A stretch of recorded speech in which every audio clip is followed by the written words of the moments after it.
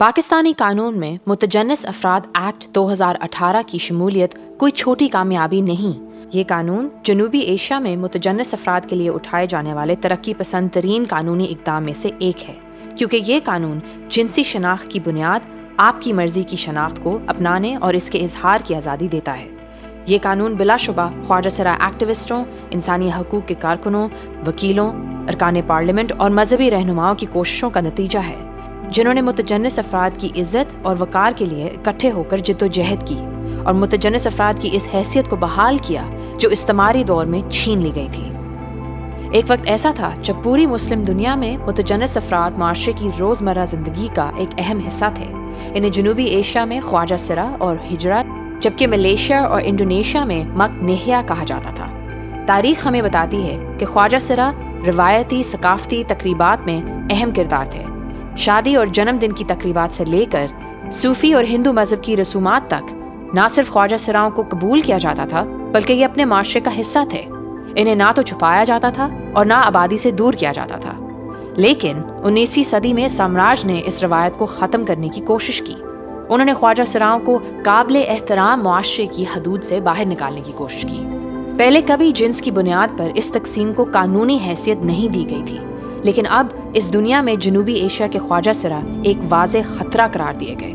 ہندوستانی تاریخ اور معاشرے میں ان کا مقام مس کر دیا گیا اور سامراج کی نظر میں ان کا رہن سہن فحش قرار پایا۔ یہاں تک کہ خواجہ سرا جو مختلف تقریبات اور میلوں میں شرکت کرنے کے لیے پورے جنوبی ایشیا کا سفر کرتے تھے، سامراج نے اس روایت کو بھی جرم بناتے ہوئے ان کے خلاف استعمال کیا۔ 1871 میں کرمنل ٹرائبز ایکٹ کے دوسرے حصے کے مطابق جنسی اعتبار سے مختلف گروہ یونک قرار دیے گئے۔ اس قانون کے مطابق یہ لوگ پیدائشی طور پر ہی مجرم ہوتے ہیں، اس لیے ان کی عوامی مقامات پر جانے پر بھی پابندی لگا دی گئی۔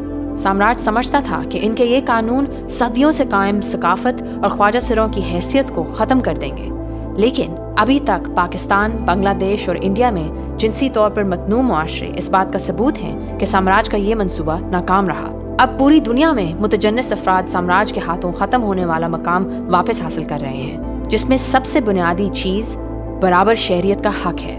ترکی میں متجنس افراد الیکشن میں حصہ لے رہے ہیں اور ان کی اس آئینی آزادی کو اعلیٰ عدالتوں نے بھی برقرار رکھا ہے۔ انڈونیشیا میں ایک متجنس عورت نے ایک سیٹ بھی جیتی ہے۔ اسلامی جمہوریہ ایران میں جنسی سرجری پر خصوصی رعایت دی گئی ہے، جبکہ پاکستانی قانون بغیر کسی جسمانی یا ذہنی معائنے کے آپ کی مرضی کی شناخت قبول کرتا ہے۔ لیکن ابھی مزید بہت سا کام کرنے کی ضرورت ہے، بہت سے مسائل سے نبٹنے کی ضرورت ہے۔ 2018 کا متجنس افراد ایکٹ اور 2021 میں بنائے گئے اس کے رولز تفصیل سے تمام شعبوں میں متجنس افراد کے خلاف امتیاز کو ختم کرنے کی ضمانت دیتے ہیں، جیسا کہ تعلیم، صحت، جائیداد اور روزگار وغیرہ۔ بدقسمتی سے اس طرح کے امتیازی سلوک روکنے کے لیے یہ ایکٹ مناسب طریقہ کار واضح نہیں کرتا۔ دوسرا مسئلہ یہ ہے کہ تعلیم اور صحت صوبائی انتظامیہ کے کنٹرول میں ہے، اسی لیے اس ایکٹ پر عمل کے لیے صوبائی حکمت عملی کی ضرورت ہے۔ ایک مسئلہ یہ بھی ہے کہ پاکستان میں کوئی واضح امتیاز مخالف قانون موجود نہیں جس کے تحت لوگ سول یا فوجداری مقدمات کر سکیں۔ اسی وجہ سے متجنس کمیونٹی میں بہت تشویش پائی جا رہی ہے، کیونکہ تاریخی اور موجودہ حالات اس بات کا ثبوت ہیں کہ متجنس افراد کو ریاستی اور غیر ریاستی افراد سے شدید خطرات ہیں، خاص طور پر پولیس سے، کیونکہ متجنس افراد ایکٹ کے مطابق خواجہ سرا کا بھیک مانگنا جرم ہے۔ اب پولیس والوں کے پاس بھیک روکنے کے نام پر خواجہ سراؤں کو تنگ کرنے کا بہانہ موجود ہے۔ مسئلہ یہ ہے کہ پاکستان پہلے بھی بھیک کو جرم قرار دے چکا ہے، اس لیے اس کو خاص طور پر خواجہ سراؤں سے جوڑ کر بیان کرنے کا مقصد یہ سراسر غیر ضروری اور امتیازی رویہ ہے۔ ان مسائل کو حل کرنے کے لیے ضروری ہے کہ متجنس افراد کو بااختیار بنایا جائے، جس کے لیے موجودہ حفاظتی قوانین کو صوبائی سطح پر بھی اپنا کر ان پر عمل کروانے کے لیے ٹھوس اقدامات اٹھانے پڑیں گے۔ امتیازی سلوک کو جرم قرار دے کر اس پر سزا مقرر کرنا صرف متجنس افراد نہیں بلکہ ملک میں موجود مذہبی اور نسلی اقلیتوں کے لیے بھی فائدہ مند ہوگا۔ ایک صدی کے سامراجی دور نے متجنس افراد کے خلاف جو منفی سوچ پیدا کی ہے، قانونی طور پر اس کو ختم کرنے کی ضرورت ہے۔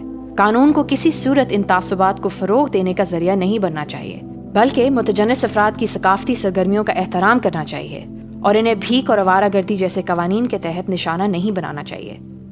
بلا شبہ پاکستانی قوانین متجنس شناخت کو قبول کرنے کے حوالے سے ترقی پسند ترین قانون ہے۔ لیکن پاکستانی ریاست کو متجنس افراد کے لیے محفوظ جگہ بنانے کے لیے ابھی بھی بہت سے اقدامات کی ضرورت ہے۔